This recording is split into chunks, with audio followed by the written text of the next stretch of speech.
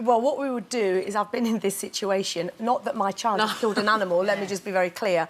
So the situation I was faced with was my little boy, Zach, at 7, and just to let you know, I've talked about this, so he knows it's not going to be something that, oh, Mum, you're talking about it on telly.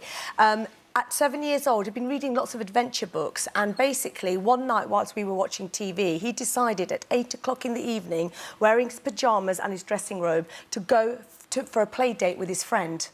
And he walked down the road. You thought he was in bed? You thought he was in bed. Right, okay. So he walked down the road, and then this woman had seen him. It's a long story, so I'll cut it short. And she said, "What are you doing?" He said, "Oh, I'm seeing my friend. Could you please take me?" Complete stranger, main road, did all of that. And in the meantime, we get a phone call from, I don't know how it kind of transpired, but is your son in bed? It was the school, and we're saying, of course he's in bed.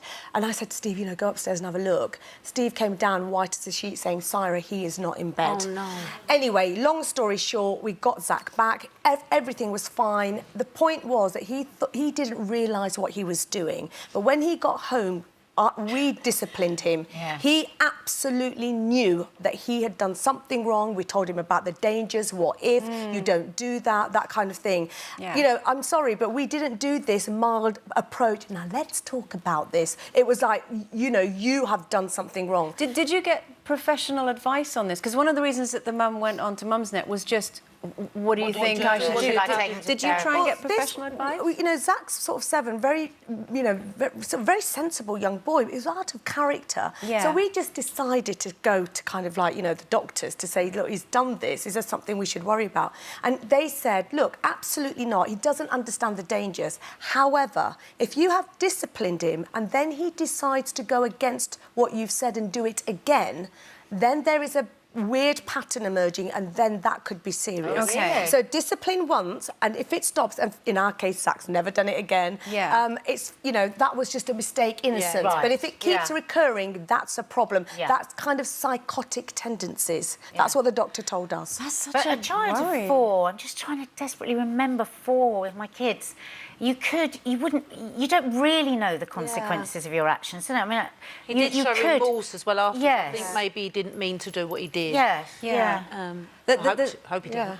There's an Australian expert, Dr. Emma Butler, basically regarding this case, said sometimes these moments of aggression are a one-off occurrence. It could have been an impulse, a distraction, an unfortunate fall.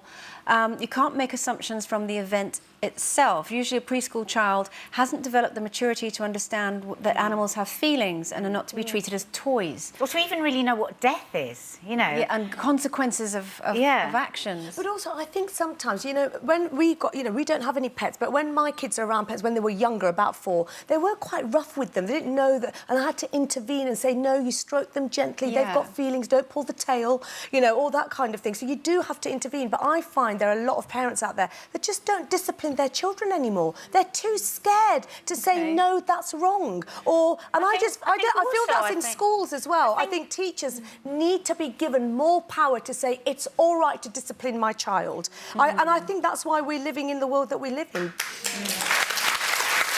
do you think? I think discipline has become like a dirty word almost, but I mean, I come from a very different angle to you with parenting, because I don't want to discipline for discipline's sake. I always try and talk to my children about what's gone on, and then, you know, have a discussion. I know lots of, I mean, I am the hippie one here. Lots of people really disagree with me on that, and I'm okay with that. But I don't believe in smacking. I don't believe in saying to a child, you're naughty or this, or go to your room or that. I really do believe in talking about it. But And look how also terribly Maddie's turned out. Obviously not working. I believe it's really important and really difficult as a parent to admit a trait that you might see coming in your child that you don't like. And I think that's a really difficult thing as a parent, step up to the plate and go, oh, actually, are you a bit spiteful? Are you a bit unkind? Can you... And I think that's the most important. I think praising them is really important as well. My mum always used to say, tell them how good they are, and then it gives them something to look up to. But my way of disciplining was pinching. If we said anything embarrassing, my mum used to pinch our arm. And so that's what I'd do to the kids when they were small, obviously not now. But if we were out and they were doing something embarrassing, I'd, like, pinch their arm. Or the other thing I'd do was just shout really loudly, and it'd embarrass them, and they'd stop misbehaving then. My used to do the arm thing. Yeah. But it was always with this smile, so that no one else could know. Seriously, honest, I swear I still have the marks on the. But she didn't used to. You just shout and embarrass. She just used to mutter, "If you don't stop doing that, I'm going to embarrass you in front of all her friends." And literally, we used to call it the Vulcan death grip.